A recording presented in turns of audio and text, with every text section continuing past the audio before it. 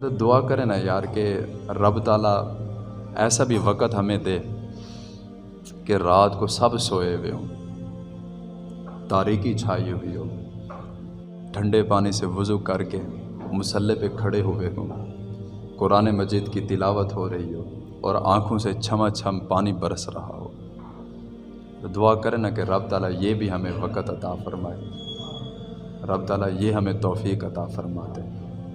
علامہ اقبال رحمۃ اللہ تعالیٰ علیہ آپ نے فرمایا تھا نا کہ یہ ایک سجدہ جسے تو گراں سمجھتا ہے، ہزار سجدوں سے آدمی کو دیتا ہے نجات۔ ذرا جی آج یہ ایک سجدہ جس کو مسلمان بہت بھاری سمجھتا ہے، جب بھی اذان کی آواز ہے تو ہم کوشش کرتے ہیں کہ کوئی کام مل جائے جس میں ہم مصروف ہو جائیں، کوئی کام مل جائے جس میں ہم لگ جائیں، اور طرح طرح کے بہانے تراشتے ہیں کہ یار آج کیا بہانہ لگائیں گے، کل کیا لگائیں گے، اس کے آگے دن کیا لگائیں گے۔ حضرت دنیا کے لیے تو ہم نے بڑے بڑے بہانے تراش کر رکھے ہیں کہ یہ بھی ہے، یہ بھی ہے، یہ بھی ہے، لیکن ملک الموت کے لیے کسی کے پاس کوئی بہانہ نہیں ہے۔ ملک الموت جب آئے گا نا، اس نے پکڑ کے لے جانا ہے۔ اچے ٹبے شیرا ملے تے تھل ملے مرگائیاں، چاروں نکرہ موت نے ملیا، کرم کری رب سائیاں۔ میاں صاحب فرمانے لگے کہ حضرت انسان کی زندگی کا نا پتہ کوئی نہیں ہے، کب چاہے زندگی کا یہ جو پانی کا بلبلا پھٹ جائے، ہاں جی، کب چاہے کس کی باری آ جائے۔ لائنیں لگی ہوئی ہیں، ہر ایک بندہ ہر روز اڑتا جا رہا ہے، آج کس کی باری ہے، کل کس کی باری ہوگی، پرسوں کسی اور کی باری ہوگی، اس کے آگے ہمارا نمبر ہے۔ تو کیوں نہ یار رب تعالیٰ سے معافی مانگ لی جائے، رب تعالیٰ کے ساتھ معاملات اچھے کر لیے جائے، اپنے رب تعالیٰ کی بارگاہ میں رجوع کر لیا جائے، تاکہ ہمارا بھی ان لوگوں میں کہیں نہ کہیں تو نام آ جائے یار کہ ان الذین آمنوا وعملوا الصالحات، کہ جنہوں نے نیک عمل کیے، جو ایمان لائے، ان کے لیے جنت میں ایک ایسا مقام ہے جس کے نیچے 2 نہریں بہتی ہیں۔ یہ ہمارا بھی نام آ جائے گا۔ یہ دنیا کی مستیوں میں تو مست ہو گئے ہم، یہ عارضی دنیا کو تو سجانے میں لگ گئے ہم، جس کا کوئی نہیں پتہ کب ختم ہو جائے۔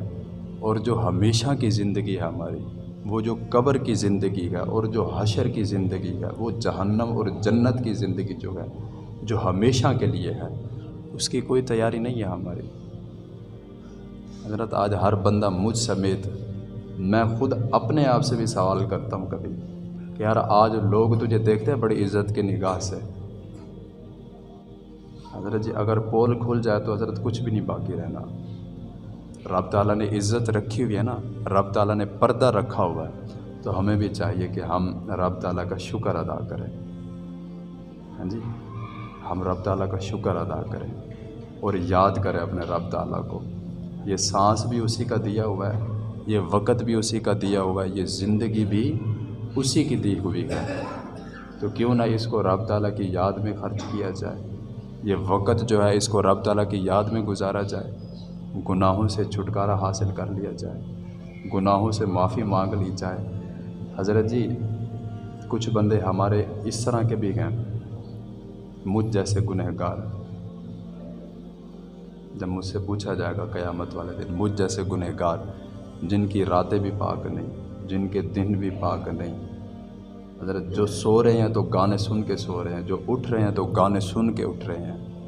حضرت دعا کریں نا یار وہ لذت ہمیں مل جائے کہ ہم قرآن سنیں اور سیر کرتے رہیں، ایسے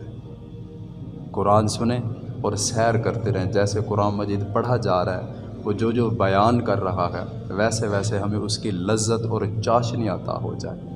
آج جو بندے گانے سن کے لذت محسوس کرتے ہیں، یار کبھی قرآن مجید کو سن کے دیکھو، قرآن مجید کو پڑھ کے دیکھو، کسی مولوی کی نہ سنو، کسی عالم کی نہ سنو، کسی مفتی کی نہ سنو، کبھی خود قرآن مجید اٹھا کے پڑھو، اس کو دیکھو وہ ہمیں کیا کہہ رہا ہے، قرآن مجید ہمیں کیا کیا بتا رہا ہے۔